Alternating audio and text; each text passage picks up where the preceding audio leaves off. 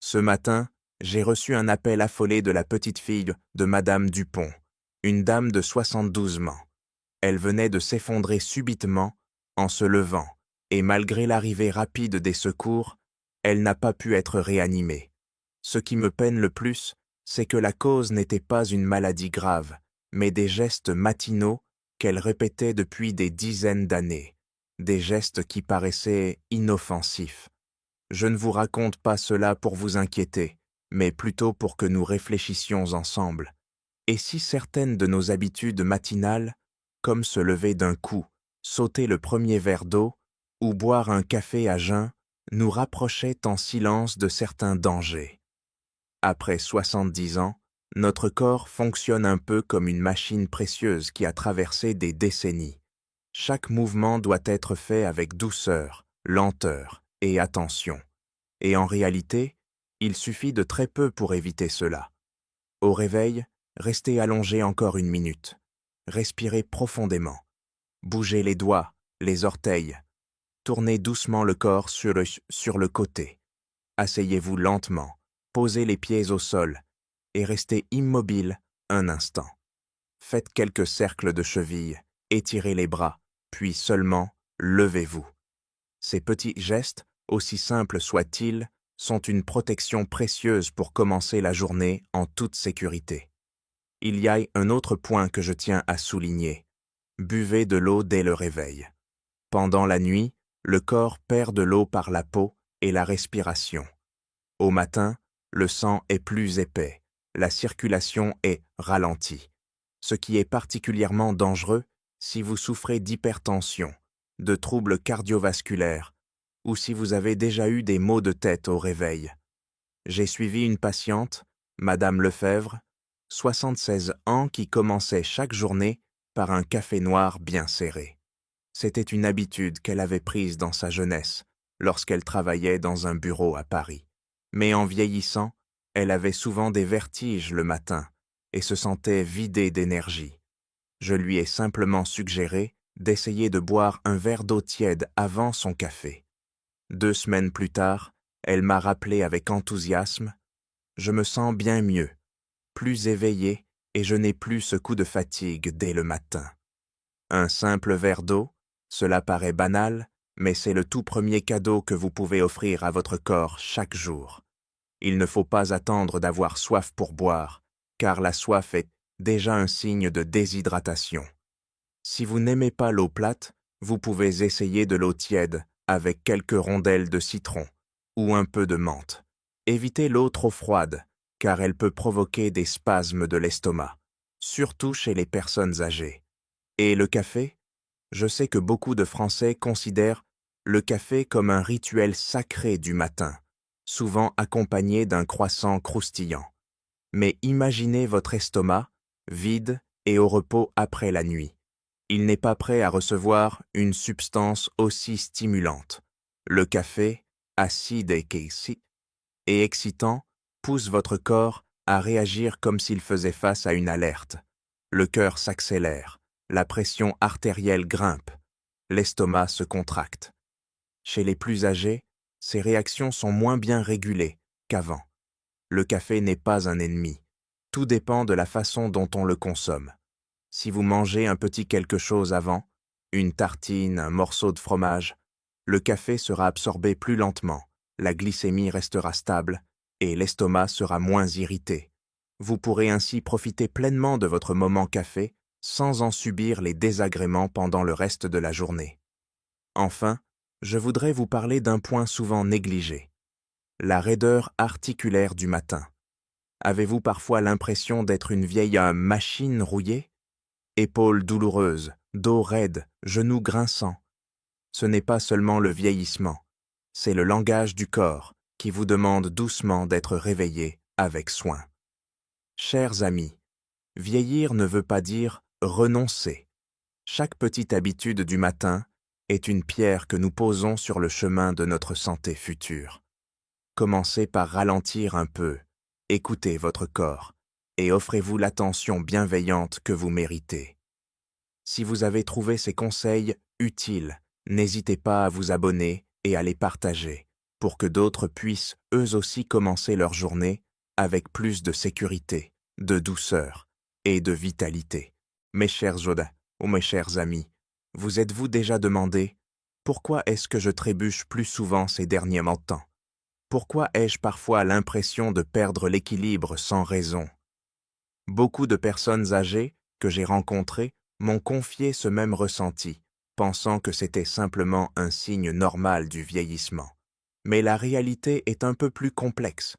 Perdre l'équilibre n'est pas un petit détail. C'est un signal silencieux que votre corps vous envoie, vous avertissant qu'il commence à perdre une capacité essentielle, celle de rester maître de soi-même. Je me souviens parfaitement d'une consultation avec Monsieur Martin, 76 ans, un homme qui avait toujours été vif et dynamique. Ce jour-là, il est arrivé avec des égratignures aux mains, un genou bandé. Il m'a expliqué.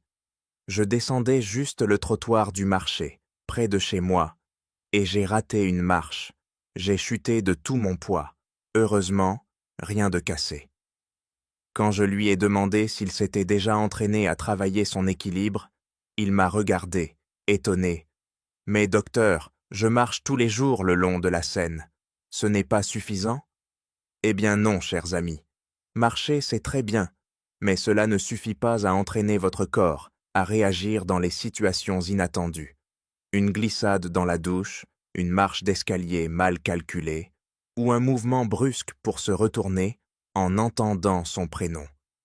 Pour rester stable lorsque le corps est déséquilibré, il faut que de petits muscles autour de la cheville, du genou, du bas du dos et du bas-ventre se coordonnent parfaitement. Et cela ne s'acquiert que par un entraînement ciblé, régulier et sérieux de l'équilibre. J'ai un jour conseillé à Madame Dubois, 75 ans, un exercice tout simple, tenir sur une jambe pendant 10 secondes, puis changer de côté, plusieurs fois par jour. Au début, elle devait s'appuyer sur le bord de la table, mais après 2 semaines, elle parvenait à tenir sans aucun appui. Elle m'a confié « Je me sens beaucoup plus confiante, même pour aller au marché de Montmartre. » Avant, elle appréhendait les trottoirs irréguliers. Désormais, elle les traverse sans y penser. Un autre exercice que je recommande souvent est la marche, talon-orteil, en ligne droite, comme si vous marchiez sur une corde imaginaire. Ce mouvement améliore les réflexes d'équilibre, la maîtrise du corps et la posture. Il vous suffit de choisir un espace plat chez vous, de regarder droit devant vous et d'avancer lentement en posant soigneusement chaque pas. Au début, vous risquez de vaciller un peu, mais avec la pratique, votre corps apprendra à se stabiliser. La clé, c'est la régularité. Vous pouvez tester votre propre équilibre dès maintenant. Placez-vous près d'un meuble solide, comme le plan de travail de la cuisine. Soulevez doucement un pied du sol et restez ainsi.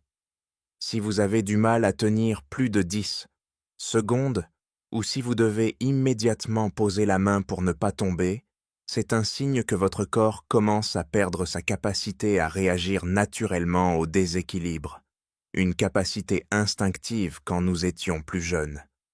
Imaginez, un simple faux pas en entrant dans la salle de bain peut devenir un accident grave si votre jambe manque de force, si votre cheville n'est plus assez souple, si vous avez perdu ce réflexe de redressement. Chaque année, des centaines de milliers de personnes âgées sont hospitalisées après une chute, souvent dans leur propre maison. Et le plus triste, c'est que dans la majorité des cas, cela aurait pu être évité en commençant à s'exercer un peu plus tôt. Je me souviens aussi de Monsieur Laurent, un homme âgé qui a souffert d'une fracture de la hanche après une chute en pleine nuit. Il s'était juste levé pour aller aux toilettes, mais en posant le pied gauche au sol, un sol un peu glissant, il a perdu l'équilibre. Il pensait pourtant marcher tous les jours, être encore agile. Mais cette chute l'a cloué au lit pendant presque 3 semaines. Quand je l'ai visité au centre de rééducation à Lyon, il m'a serré la main, les larmes aux yeux. Si seulement j'avais su qu'il fallait aussi entraîner l'équilibre. S'exercer à garder l'équilibre ne demande ni salle de sport, ni équipement sophistiqué. Il suffit d'un sol plat, de quelques minutes par jour et d'un peu de persévérance. Mais surtout, cela demande de prendre conscience. On ne travaille pas son équilibre parce qu'on est faible, mais parce qu'on veut rester solide, parce qu'on veut pouvoir entrer dans la salle de bain sans peur, se pencher pour ramasser un objet sans vaciller, monter dans un bus, descendre une marche, tourner la tête pour appeler son petit-fils, tout cela en toute simplicité, sans appréhension. Une fois que vous aurez compris l'importance de chaque passe au stable, vous réaliserez ceci.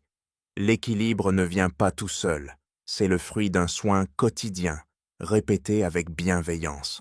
Et ce qui est de merveilleux, c'est que plus vous vous entraînez, plus votre corps se souvient comment maîtriser l'espace, comment retrouver sa stabilité intérieure.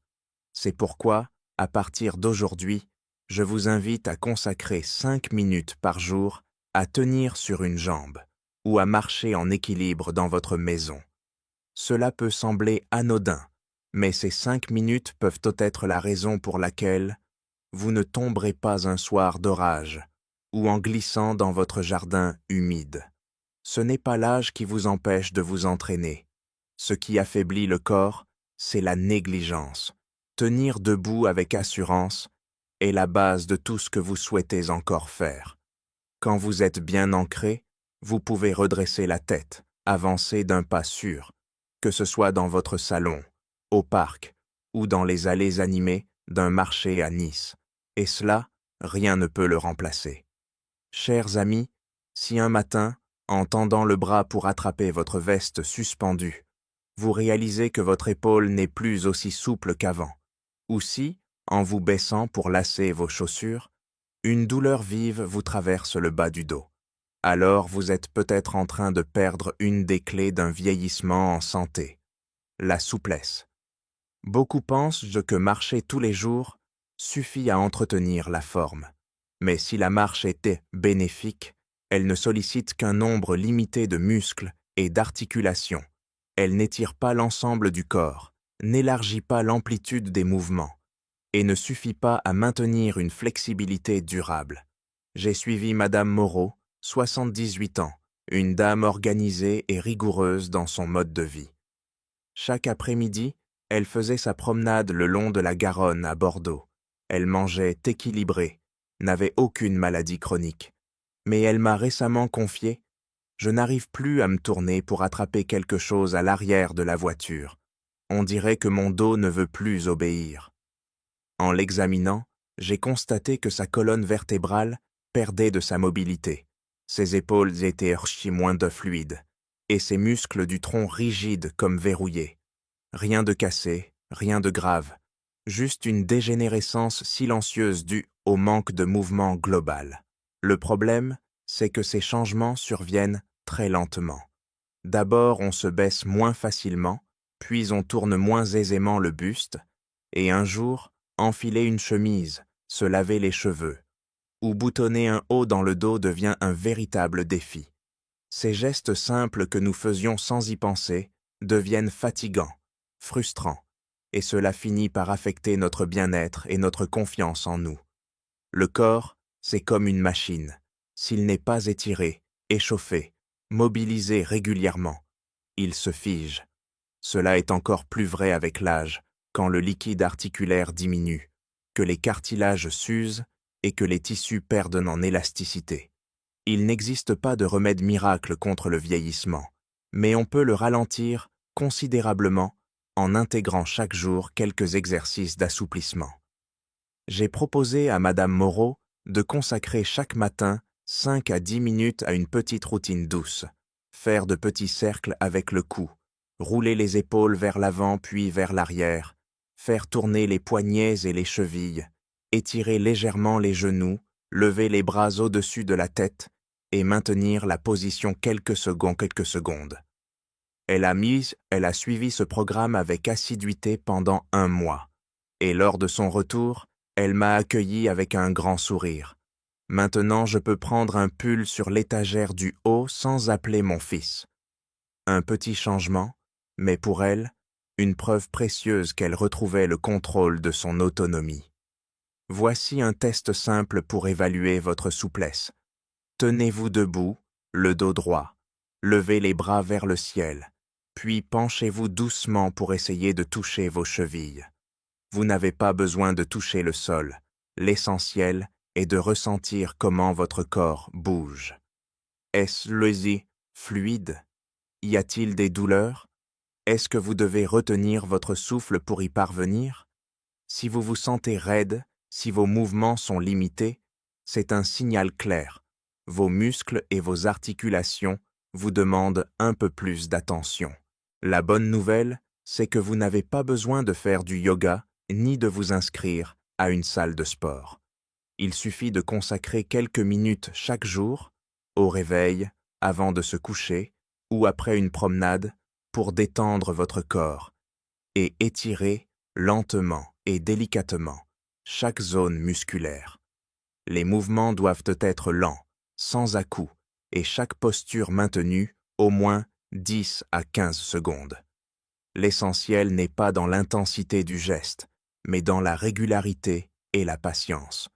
Une fois que vous ressentirez cette sensation de légèreté après chaque séance d'étirement, vous remarquerez des changements très concrets. Vos pas seront plus souples, vous vous lèverez et vous vous assiérez plus facilement.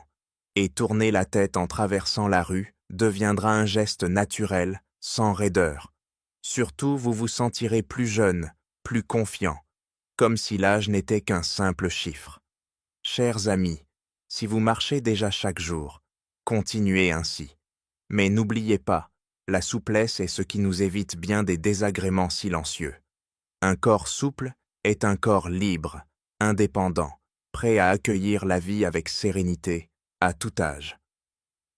Il y a une chose que je répète souvent à mes patients.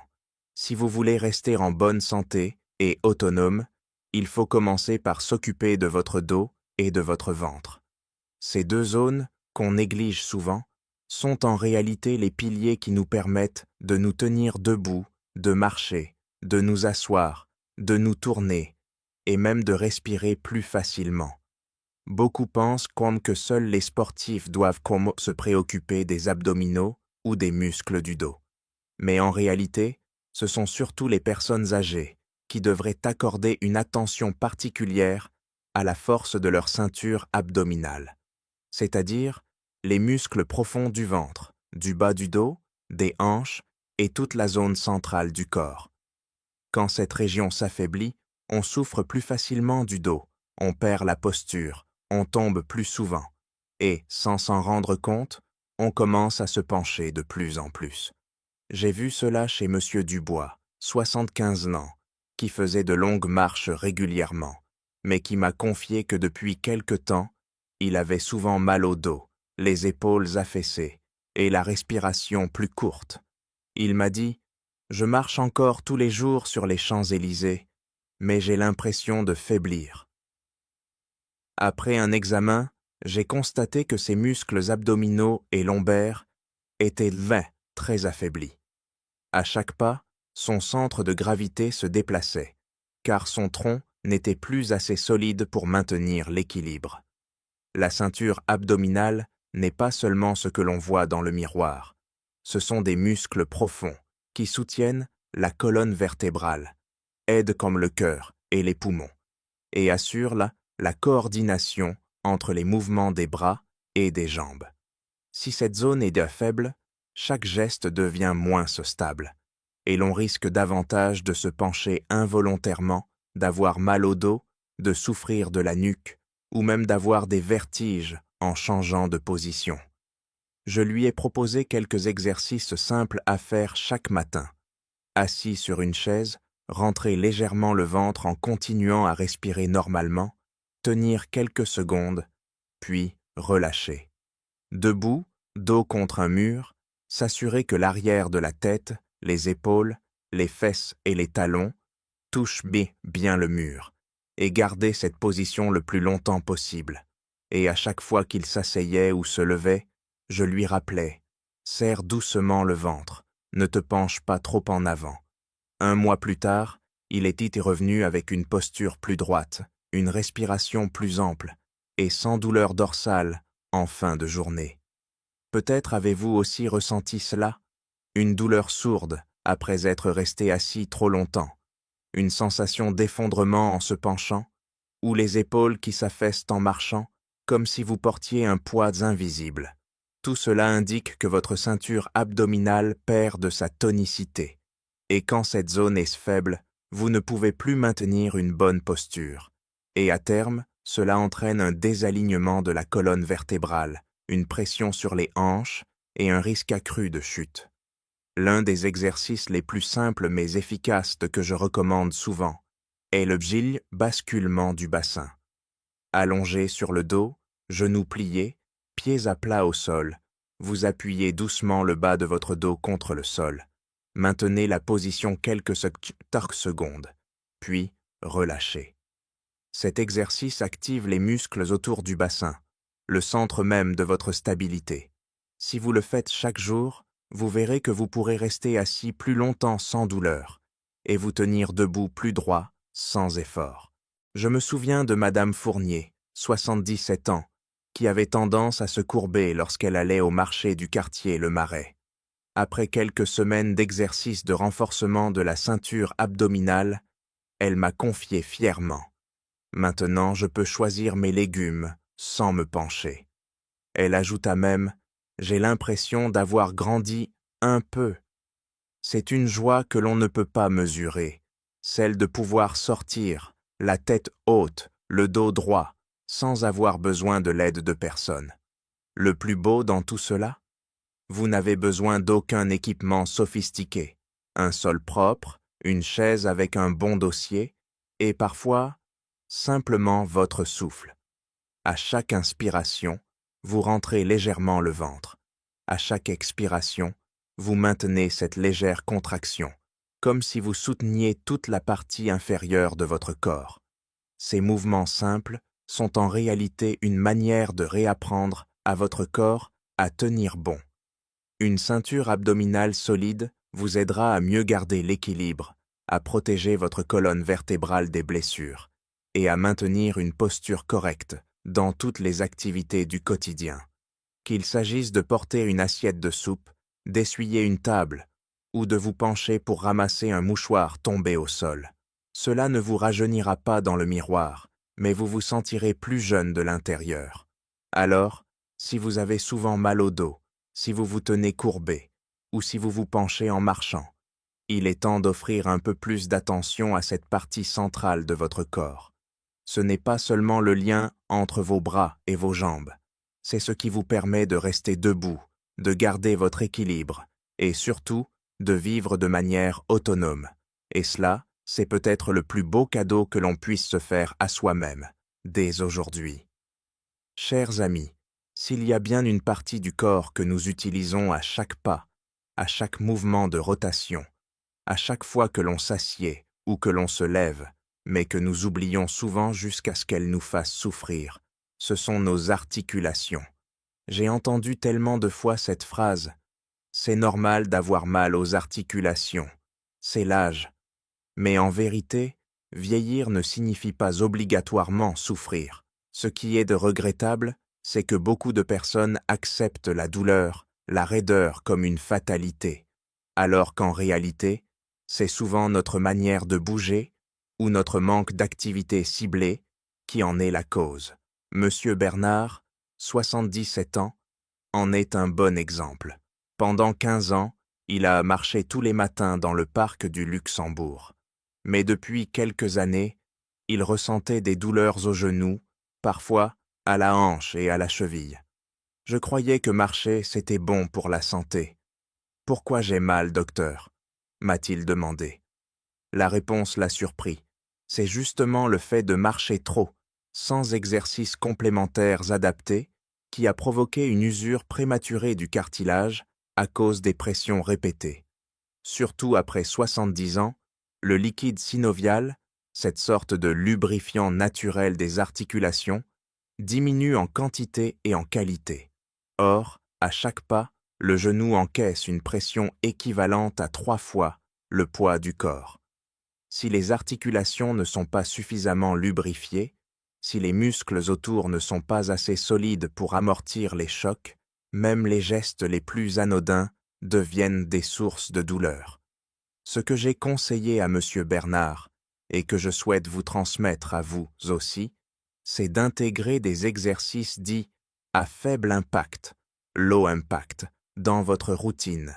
Des activités comme la natation, le vélo d'appartement ou de simples étirements doux sur chaise permettent de faire bouger les articulations en douceur, sans les surcharger. L'objectif est aussi de stimuler la circulation sanguine vers les tissus articulaires pour nourrir le cartilage et maintenir la mobilité. Je pense aussi à Madame Claire, 74 ans, qui avait une peur bleue, de l'eau. Mais après avoir essayé un cours d'aquagym pour seniors dans une piscine de Toulouse, elle est revenue à la consultation le visage rayonnant. Je me sens plus légère, mes jambes ne me pèsent plus comme avant. Dans l'eau, la gravité est allégée, les articulations se reposent tout en bougeant. C'est une merveilleuse manière de retrouver le mouvement sans craindre la douleur. Même si vous ne pouvez pas aller à la piscine ou dans une salle de sport, il existe des exercices très simples que vous pouvez faire directement chez vous. Par exemple, assis sur une chaise, levez une jambe après l'autre et faites tourner doucement votre cheville en cercle. Ou bien, tenez-vous debout derrière une chaise, le dos bien droit, et pliez légèrement les genoux, comme un petit squat, mais sans descendre trop bas, juste assez pour faire travailler l'articulation du genou sans trop la solliciter. Ces mouvements ne servent pas seulement à soulager la douleur, ils habituent les articulations au mouvement et préviennent le blocage dû à l'inactivité prolongée. Un test que j'utilise souvent avec mes patients est celui du lever de chaise. Asseyez-vous sur une chaise sans utiliser vos mains, puis levez-vous et rasseyez-vous plusieurs fois de suite. Si vous ressentez une gêne ou une tension au niveau des genoux, ou si vous devez prendre de l'élan pour vous redresser, c'est un signe que vos articulations perdent en force et qu'elles ont besoin d'un coup de pouce. N'attendez pas le jour où vous aurez besoin d'une canne ou d'un soutien pour comprendre l'importance d'agir. Je rappelle aussi à mes patients que l'alimentation joue un rôle essentiel. S'hydrater suffisamment, consommer du calcium, de la vitamine D et des aliments naturellement anti-inflammatoires comme le saumon, les graines de lin ou le curcuma. Tout cela aide à préserver la santé des articulations. Mais l'alimentation seule ne suffit pas. Pour qu'une articulation reste en bonne santé, elle doit être utilisée correctement. Ce qui est donc difficile à admettre, c'est que lorsque les articulations sont déjà gravement abîmées, même les techniques de médicales les plus avancées peuvent les remplacer, mais jamais leur redonner cette sensation naturelle d'origine. Voilà pourquoi la prévention est la seule vraie solution pour continuer à marcher, à bouger, à vivre pleinement, sans médicaments, sans béquilles, sans dépendance. Chers amis, je vous invite à commencer dès aujourd'hui. Pas besoin de faire beaucoup, mais faites-le bien. Chaque matin, consacrez 5 à 10 minutes à réchauffer vos articulations. Chaque fois que vous regardez la télévision, ne restez pas assis 1 heure entière sans bouger. Levez-vous, marchez un peu, faites tourner vos épaules, secouez doucement vos poignets et vos chevilles. Chaque petit mouvement est un cadeau que vous vous offrez. Vos articulations n'ont pas besoin d'être puissantes, elles ont juste besoin que vous les écoutiez, que vous en preniez soin, que vous leur donniez une chance de bouger en douceur. Et en faisant cela, ce ne sont pas seulement vos bras ou vos jambes que vous protégez. C'est votre indépendance, votre liberté et votre dignité que vous préservez pour profiter pleinement de ces belles années qui s'offrent encore à vous.